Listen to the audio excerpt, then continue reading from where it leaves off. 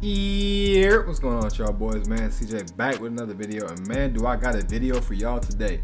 So I'm out here on my 6'6" power forward. In this first game, they got me playing center. Now I know a lot of y'all saying my 6'7" couldn't play center, but y'all are gonna be surprised with this, because now I'm playing center on a 6'6". You see my matchup here is 7 feet tall. He averages 16 boards a game. His O board is the 93. So this should be enough proof right here that you can grab rebounds and play big on this build. 6'7", 6'6", whatever height you choose, you can. You just need the right attributes. And another thing I'm gonna say is when I box out, I'm grabbing that rebound. Now I know you might be thinking, well, I'm 7 feet, my rebound's super high, I'm gonna grab rebounds. I'm gonna tell you why it's not like that, right? Because one, my vertical is way higher than yours. I have a 90 vertical. Two, I have just as much strength as you do. My strength is high, my vertical's high. So my strength is matching yours, my vertical's higher, and when I box out, that's what's letting me grab rebounds. I'm boxing out, I got a high vertical, so I'm gonna grab that rebound. I know you think I'm 6'6", you're just gonna grab it easy.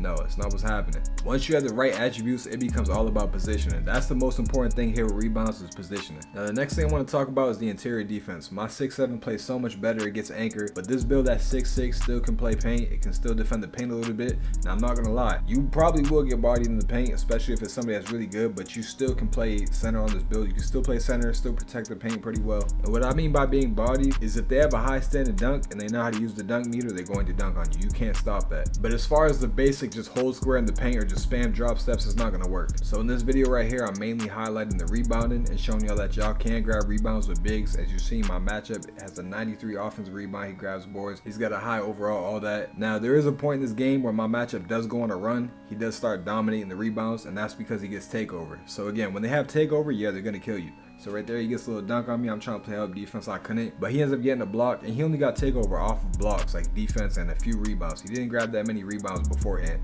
but once he got takeover, he starts snagging boards on me. So yes, when they get takeover, of course, they're gonna swim move around you. So you're gonna see that.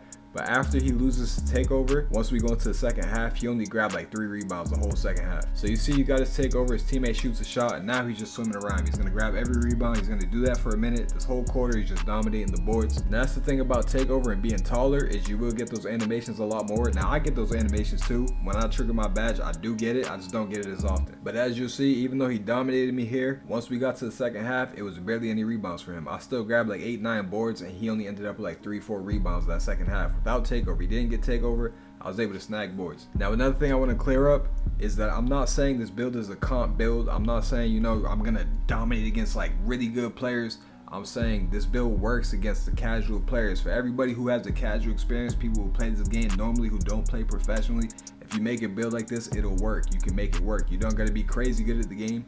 It's just basic skill.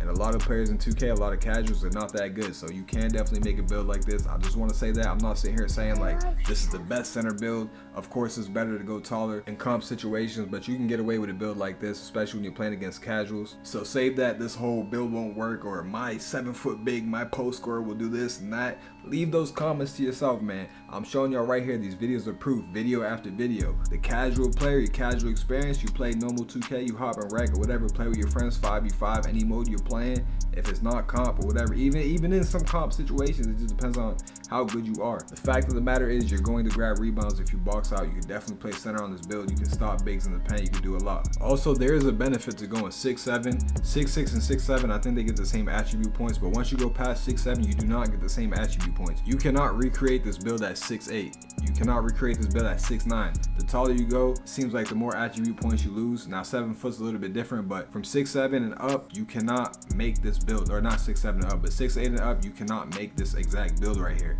Because one, you lose speed, and even though you're taking attribute points away from speed, your speed caps out like a 75 or something, you cannot get all of the defensive attributes, all the playmaking attributes, shooting and finishing. You cannot get all the same attributes. For whatever reason, 6'8" and up has less attribute points than 6'7" and 6'6". But back to the gameplay, you see here, he swims around me. Sometimes that will happen. I wasn't in good position there, but when I'm in good position, I'm grabbing a rebound. Right there, I'm in good position, I'm fully boxing out, I'm grabbing a board. But sometimes when you're not in good position, if they're deep in the paint, they're gonna grab that board. And the only parts of this video that I'm really cutting out is just the useless parts. Like this, there's just, you don't want to watch the other team score or my teammate score. This video is about me grabbing rebounds, me against the big, or can this build play center. So that's mainly what I'm showing. So you see here, before the half ends, I have 6 boards, he has 12. I think he gets one more, so he ends up with like 13 boards boards at the half. I ended up with 6. So just keep that in mind. He grabs his last board right there. I finished with 6 in the first half. In the second half, I end this game with like 17 rebounds. He has with about like 15, 16. But he only ended up grabbing 4 more rebounds. After that, I'm just grabbing everything. One thing I want to bring up real quick too is the pass accuracy. So this build, my pass is only a 56 and I'm still whipping passes down the court. So if you're curious as to how low you can go,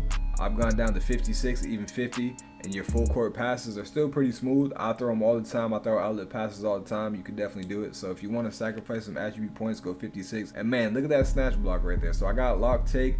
I jump up, snatch the ball, get a nice block, and then I get an assist on the other end. So the first half's about to come to an end. And the first half with 8 rebounds, like I said earlier. My matchup ends with 13 rebounds. You see, he's not really scoring. Now, I will admit, there's definitely times where his teammates could have got him the ball deep in the paint. He would have scored. The one thing I want to talk about is the interior defense on this build is not crazy. I'm not saying that you're going to sit here and completely clamp up a big, but you can definitely get stops. I would recommend playing this build at power forward. But at 6'7", 6'7" is the go-to height for these undersized bigs. You get the same attributes as a 6'6", so you get more attributes than a 6'8".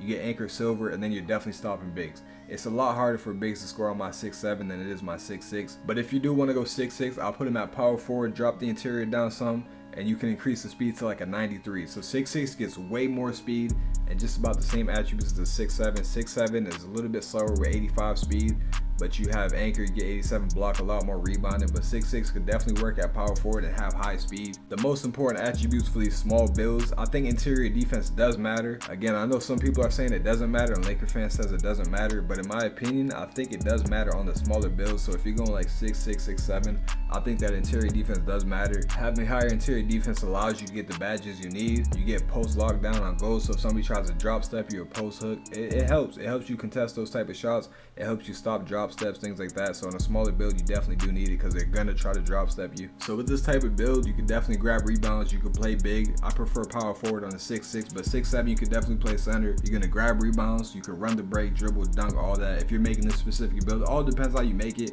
But if you do go 6'6" and 6'7", you can contest shots in the paint. You can grab boards. You can play big. You can throw outlet passes, all that. You can do literally everything. It just depends on how you make the build. Another thing I want to point out too, so this dude, he's 7 feet tall. He averages 16 rebounds a game. His rebounding is a 93.